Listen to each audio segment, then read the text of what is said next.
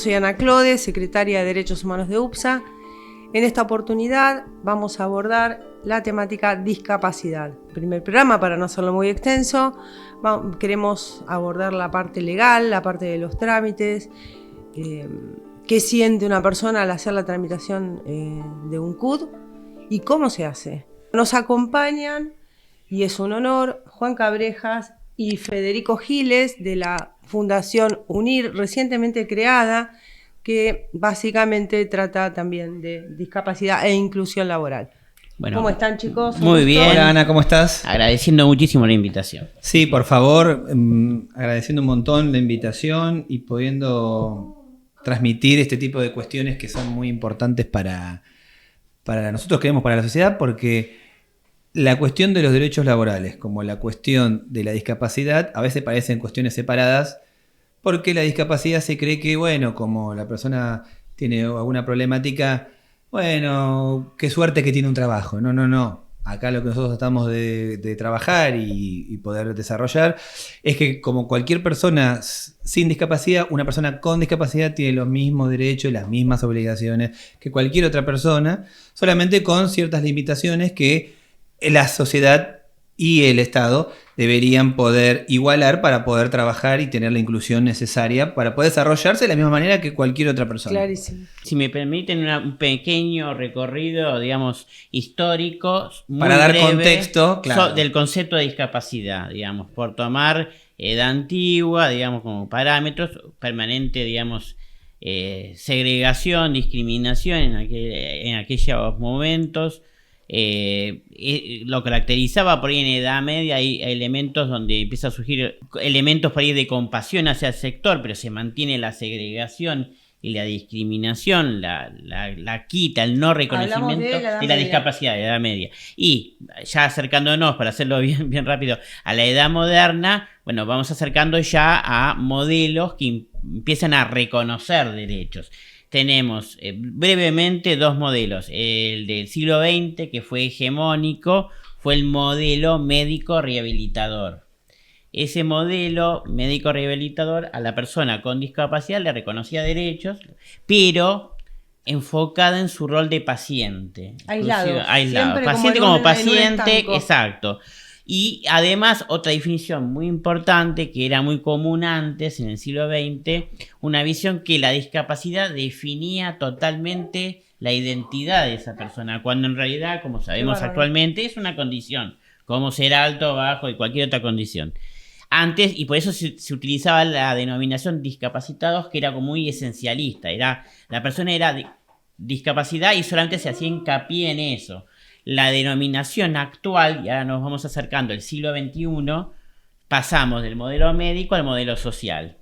Y el modelo social abandona definiciones como discapacitado y pasa a ser persona con discapacidad. Es decir, entre las múltiples dimensiones de la persona tiene una discapacidad. Como un mil de características. Entonces, esa transformación de las palabras están cargadas mucho de sentido y de reconocimiento. Y el modelo social, para terminar, redefine a la discapacidad como una persona que tiene una determinada afección médica, ¿podemos decir?, que al interactuar con el entorno social no puede participar plenamente, cuando el entorno social no es tan accesible. Entonces ahí vemos como el actual modelo, el modelo social, pone la carga en la sociedad y el Estado.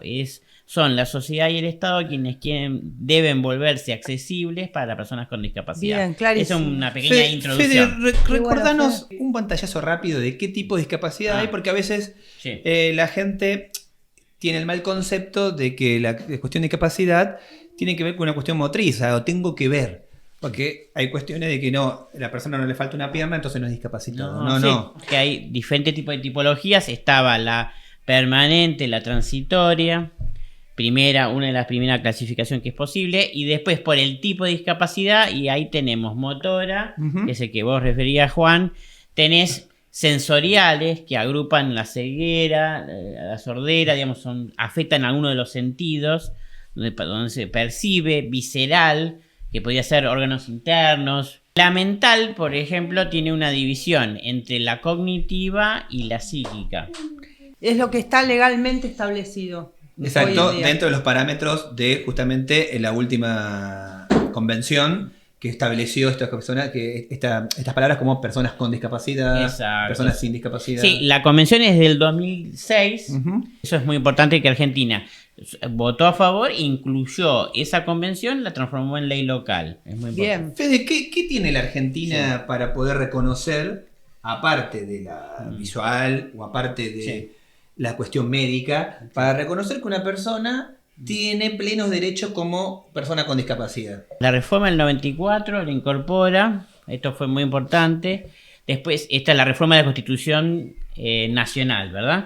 Después se van agrupando constituciones de las distintas provincias que fueron incorporando al colectivo de las personas con discapacidad, dándole, obviamente, plenos derechos e incorporación a la sociedad. Hablemos de esos derechos. Y derechos básicamente son, justamente, educación es fundamental. Digamos, el cambio del modelo médico al modelo social que tenía. El modelo médico era solamente pueden ir a determinados tipos de escuelas especiales, ese modelo.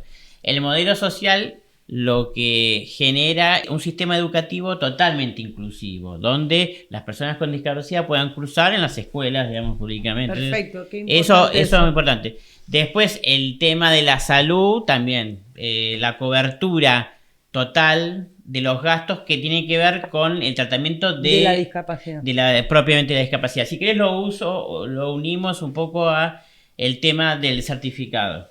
¿Qué es el CUT? ¿Qué es el CUT? Bueno, A nivel nacional y después, obviamente, descentralizado a nivel... El certificado justamente reconoce a la persona con discapacidad como tal y se transforma en la vida cotidiana de la persona con discapacidad en una llave para acceder justamente y ejercer los derechos. Ejemplo, tenemos el transporte terrestre, digamos, en viajes cortos y de mediana distancia también. Sí. Esto siempre es importante. También aclarar que también de larga distancia también, pero tiene todo un proceso porque lo maneja la Comisión Nacional de Regulación de Transporte. Perdón, repasando. Mediana y corta distancia se tiene acceso gratuito. Gratuito y directo. Directo.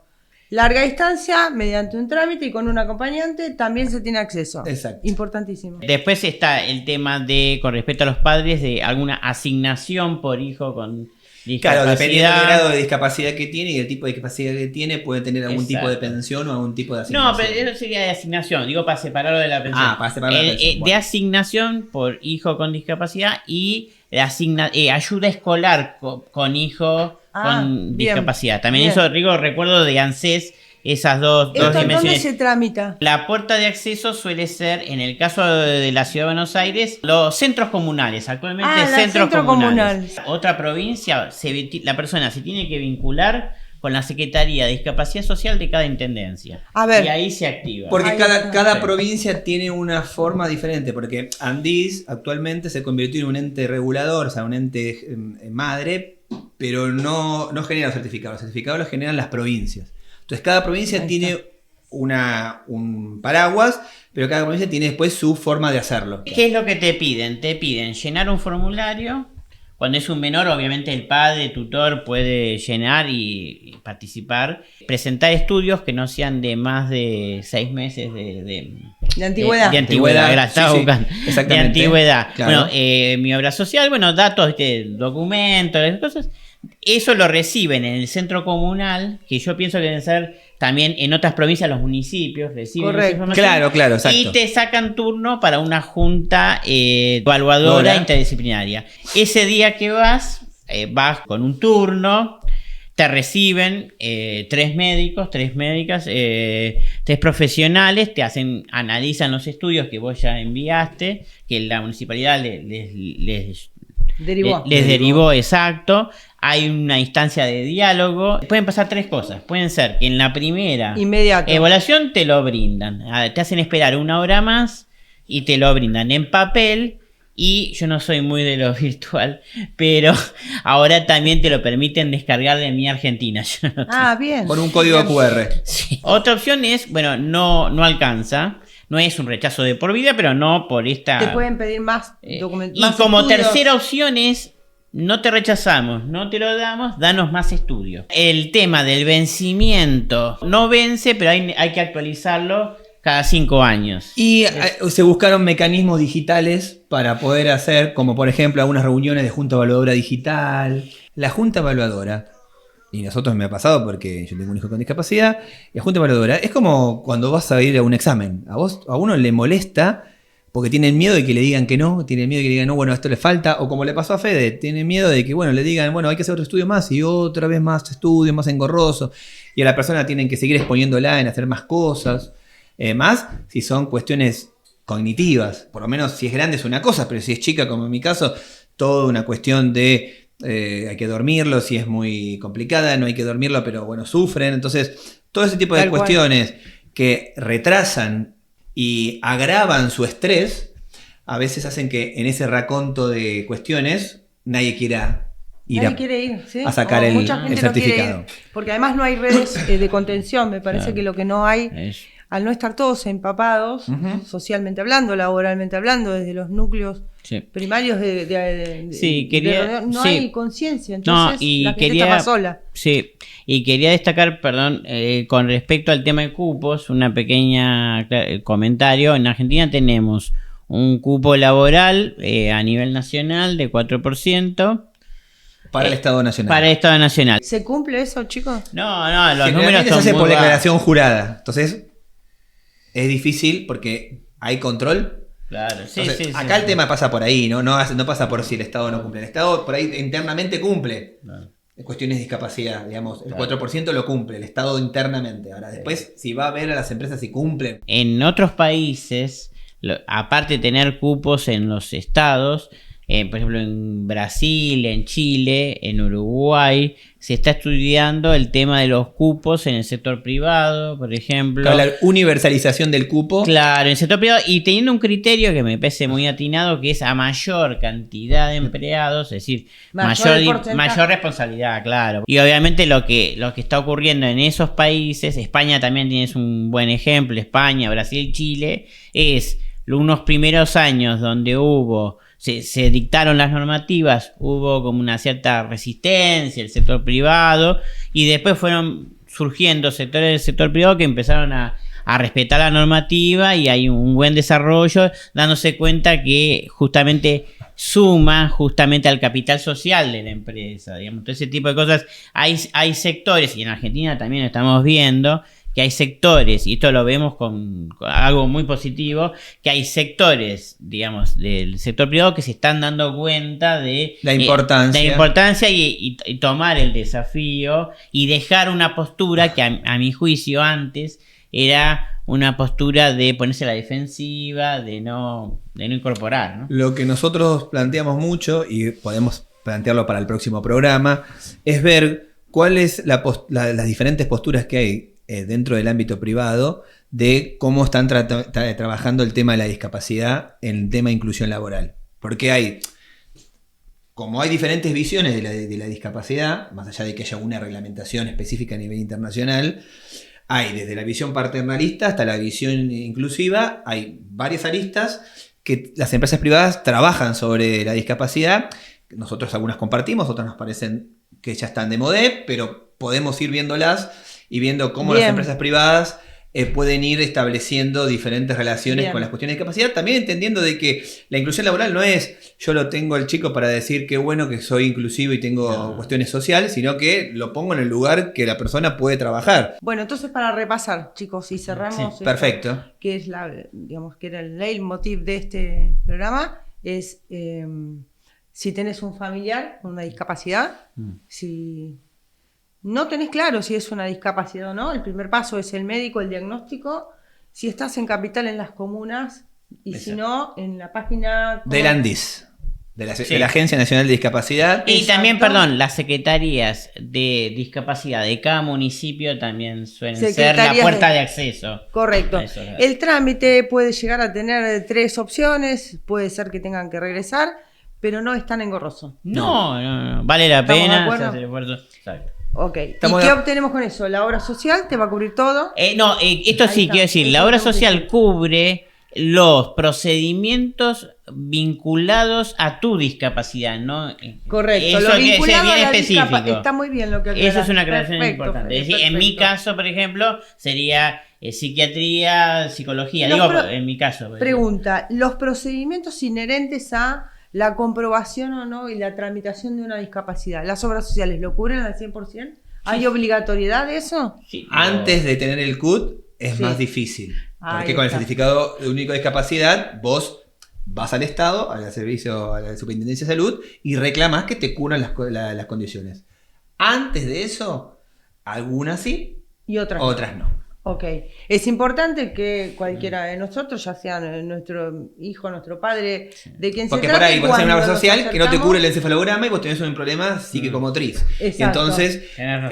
eso por ahí no te lo cubre, pero después en las próximas veces, cuando vos sacaste el CUT y hiciste los informes, Ahí. te lo va a cubrir. Está bien, Obligatoriamente. pero también se puede buscar alguna documentación que indique, bueno, este estudio que yo estoy necesitando y que la obra social no me cubre al 100% es Pu- para tramitar el CUT. ¿puedo ¿Tengo alguna decir? manera de hacer eso? El- Como para que no me lo cobran. No, La o no me lo única cobren. manera que se puede hacer, pero también vas a tener una junta evaluadora porque Ajá. no cualquiera puede ir a pedir eso, es con la Superintendencia de Salud, haciendo una denuncia correspondiente de la Superintendencia de Salud sobre esa obra social y pidiendo estas cuestiones correspondientes que la junta evaluadora va a decirte que sí o que no. Perfecto. O sea, va a pasar es lo un mismo. trámite a distancia igual. A veces se tramita a Es un distancia trámite y la virtual. junta evaluadora a veces es presencial o no, dependiendo, porque también la junta evaluadora de Superintendencia de Salud están repartidas en diferentes provincias, no es que está solamente en la Ciudad de Buenos Aires. Entonces, Yo creo que la gran mayoría por ahí de análisis, sí, yo descuento. están que- cubiertas dentro los de muy básicos. las obras sociales, porque sí, yo creo que sí. a menos que sea algo muy específico, Muy específico. con una Está bien, discapacidad pero muy es- específica, bueno. Pero es importante que Sí. la gente lo sepa,